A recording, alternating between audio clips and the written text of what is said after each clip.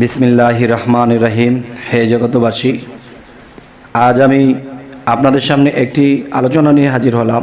সেই আলোচনাটি হলো যে মানুষ এই পৃথিবীতে অনেক রকমের কষ্টে আছে, অনেক মানুষে অনেক ধরনের যন্ত্রণাতে আছে, আর সেই যন্ত্রণাগুলো কিভাবে গুছানো যায় সে বিষয়ে আলোচনা করব ইনশাআল্লাহ। সেই বিষয়টি হলো, দেখেন, একজন মানুষ দেখা গেছে 12-13 বছর হয়ে গেছে, বিবাহ শাদী করেছে, কিন্তু সহজে তার সন্তানাদি হচ্ছে না। আর যদিও সন্তানাদি পেটে ধারণ করেছে, গর্ভবতী হয়েছে, তারপরেও দেখা যায় কি যে সেই সন্তানটি গর্ভেই মারা যায়, ঠিক না? এবং দেখা যায় কি যে সেই সন্তানটি কোনো রকমে পৃথিবীতে ভূমিষ্ঠ হয়ে আসলো। ভূমিষ্ঠ হয়ে আসার পরেও দেখা যায় সেই সন্তানটি বাঁচে না।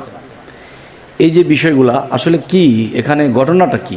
আল্লাহ এত সুন্দর করে মানুষ সৃষ্টি করলো, গর্ভেও মৃত্যুবরণ করে এবং কি ভূমিষ্ঠ হওয়ার পরেও মৃত্যুবরণ করে, এর কারণ কি?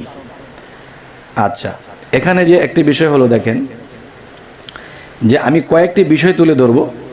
এই বিষয়গুলো যদি কেউ মেনটেন করে চলতে পারে, মানতে পারে, ইনশাল্লাহ যে পরবর্তীতে তার সন্তান ঠিকঠাক মতোই হবে, আল্লাহ হায়াত দারাজ করে দেবে, বেঁচে যাবে। সেই বিষয়টি হলো যে দেখুন, যদি কোনো নারী সে চুলগুলো ছেড়ে ছেড়ে হাঁটে, তখন দেখা যায় কি যে এই চুলের দিকে আকর্ষণ করে জিন শয়তান। এই জিন শয়তান চুলের দিকে যখন আকর্ষণ করে, তখন দূর থেকে দৃষ্টি করে, দৃষ্টির মাধ্যমে তারা জেনা করতেছে এক। দ্বিতীয়ত যে কিছু খারাপ আত্মাও এখানে দৃষ্টি আকর্ষণ করে, এবং কি কখনো কখনো ভর করে ফেলে, আবল তাবল বলে, আবার ছুটে যায়, কিন্তু মানুষটা বুঝতে পারে না এবং তার ফ্যামিলির লোকেও বুঝতে পারে না। শেষে জিন শয়তান তার দিকে দৃষ্টি আকর্ষণ করতে করতে করতে করতে একটা সময় কি হয় যে ওই নারী লোকটি বা মেয়ে মানুষটি তার সাথে জিনের কিছু মিলন হয়ে যায়। তখন এই মিলনটা হতে পারে তার স্বামী রূপে, হতে পারে অন্য কোনো রূপে বা স্বপ্নযোগে। তখন কি হয়, সেই সন্তানটি যখন দেখা যায়, সেই নারীর ঘরে যে সন্তানটি, সেই সন্তানটি পেটেই মারা যায়। আবার কখনো কখনো দেখা যায় ভূমিষ্ঠ হওয়ার পরে মারা যায়। আর ভূমিষ্ঠ হওয়ার পরে যখন অসুস্থ দেখতেছে, তখন এই সন্তানটিকে নিয়ে যায় মেডিকেল নেওয়ার পরেও ডাক্তাররা কোনো রোগ পায় না বা এটা সেটা চিকিৎসা করে, কিন্তু সে বাচ্চাটি টিকাতে পারে না। আরেকটা জিনিস হলো, এই বাচ্চাটিকে যদি নীলবর্ণ দেখা যায়, তখন বুঝতে হবে যে এই নীলবর্ণ বাচ্চাটি বাঁচবে না, কেননা এই বাচ্চাটি মানুষ আকারে আসলেও এটি মানুষের বাচ্চা নয়। আচ্ছা, সেটি কিসের বাচ্চা? নীলবর্ণ কেন? যদি মানুষের যে স্বাভাবিক কালার যদি থাকে, তাহলে তাকে চিকিৎসা করলে বাঁচার সম্ভাবনাই 90% বেশি। আর যখন নীলবর্ণ হবে 100 ভাগ, সেই বাচ্চাগুলো বাঁচে না, কারণ সেই বাচ্চাগুলো অন্য আত্মা থেকে বা অন্য জিন জাতি থেকে এই বাচ্চাটি এসেছে, যার ফলে তাদের বাচ্চাটি তারাই নিয়ে যাবে, কিন্তু এটি মানবের এখানে বাঁচবে না। যাই হোক, কি কি কারণে হতে পারে? যেমন একটা মহিলা যদি চুল ছেড়ে হাঁটে, তখন তার দিকে যখন খারাপ জিন বা আত্মা এখানে দৃষ্টি নিক্ষেপ করে, এবং তার সাথে এই স্বপ্নে কিংবা তার ঘুমের মধ্যে যখন মিলন ঘটাবে, তখন এই সন্তান কখনোই টিকানো যাবে না। আচ্ছা, আরও একটি বিষয় হলো যে এইসব হইতে বেঁচে থাকতে হলে আমাদের কি করতে হবে? এইসব থেকে বেঁচে থাকতে হলে আমাদের যেটা করতে হবে, দেখেন, প্রথমত এই নারীটি বা এই নারীর পরিবার বা এই নারীর স্বামী যদি চায় যে পরবর্তীতে সন্তান যেন এরকম না হয়, যেন ভালো সন্তান হয়, আমি সেই চেষ্টা করব। তখন সেই চেষ্টাটি কি করবেন? সেই চেষ্টাটি হলো, দেখেন, যে প্রথমত মেয়েটার সর্বসময় পর্দায় থাকতে হবে, পবিত্র থাকতে হবে, এবং সকাল ও সন্ধ্যায় এই জিনিসগুলো পাঠ করতে হবে। সেটি হলো, দেখুন, যে সূরা ফাতিহা 7 বার এবং সূরা ইখলাস 7 বার, ফালাক 3 বার, নাস 3 বার। এটা সকালে পাঠ করবে সূর্য ওঠার পরে।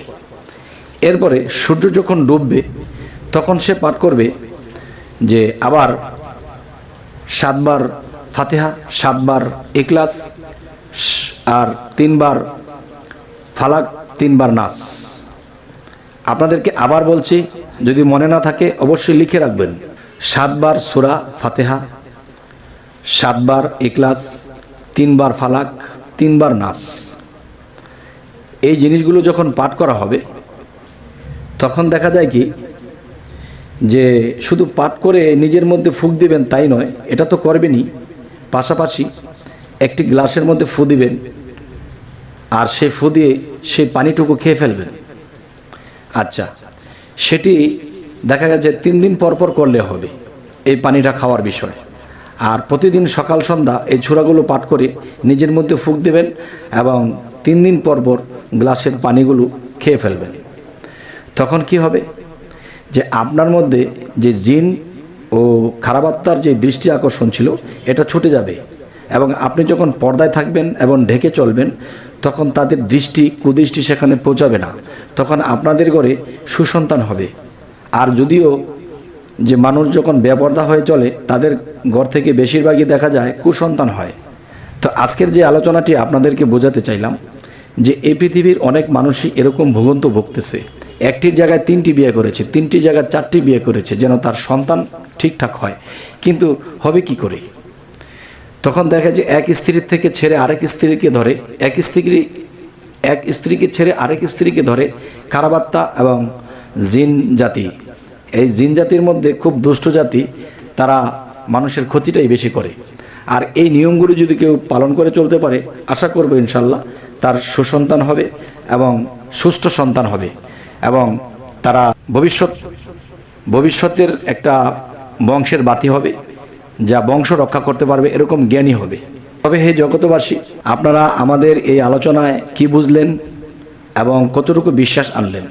তবে আশা করব যে এই আলোচনাটি শুনে এই পৃথিবীতে অনেক মানুষ এই উপকৃত হবে। কারণ কোরআনের মধ্যে আল্লাহ যে এই সূরাগুলো নাজিল করেছেন, এই সূরাগুলো নাজিল করার মূল উদ্দেশ্য কি? মূল উদ্দেশ্যই হলো যে মানুষ জানবে যে আল্লাহ এক, আল্লাহ অদ্বিতীয় এবং আল্লাহ সর্ববিষয়ে সর্বশক্তিমান। এবং সূরা ফাতিহার মধ্যে বলা হয়েছে কি? সিরাতুল মুস্তাকিম। যে সিরাতুল মুস্তাকিম যে বিষয়টা, সহজ সরল পথ, এই সহজ সরল পথে থেকে যখন আল্লাহকে যখন বিশ্বাস করবে যে আল্লাহ এক, অদ্বিতীয় এবং আল্লাহ স্বয়ংসম্পূর্ণ, আল্লাহ জন্ম নেন না, জন্ম দেন না, এই কথাগুলোর ওপর যখন বিশ্বাস করবে, এবং দ্বিতীয়ত যখন বলা হবে যে জিন শয়তান, খবিশ শয়তান, ইবলিশ শয়তান, এদের কথাও কিন্তু সূরা নাসের মধ্যে এসে গেছে। আর এই শয়তান হতে যখন আমরা আল্লাহর কাছে পানা চাবো, এই শয়তান হতে যখন আমরা বাঁচতে চাবো, তখন আল্লাহকে কিন্তু আগে সূরা ইখলাস এবং সূরা ফাতিহা স্মরণ করেছি। তখন কিন্তু আল্লাহ যখন এই সূরা ফাতিহা এবং সূরা ইখলাস যখন স্মরণ করার মাধ্যমে, তখন কিন্তু আল্লাহ আমাদের দিকে যখন দৃষ্টি দিল, তখন তারা এটা কেন স্মরণ করলো? তখন দেখতেছে যে খবিশ শয়তান, জিন শয়তান এবং ইবলিশ শয়তানের কথা স্মরণ করছি, তারা আমাদের ফ্যামিলিকে বা আমাদের জীবনকে নষ্ট করতে চায়, আমাদের সন্তানকে নষ্ট করতে চায়। তখন আল্লাহর তরফ হইতে সেই সাহায্য আসে, আর সেই সাহায্য যখন আমরা পেয়ে যাই, ইনশাল্লাহ আমরা সেই শয়তান হতে আমরা বেঁচে যাই। আল্লাহই রক্ষা করেন। তবে হে জগতবাসী, আমাদের চ্যানেলে যদি আপনাদের এই প্রথম হয়ে থাকে, অবশ্যই সাবস্ক্রাইব করে রাখুন। পরবর্তীতে আরও ভালো ভালো ভিডিও আপনাদের কাছে পৌঁছে যাবে। সকলে ভালো থাকবেন। আল্লাহ হাফিজ।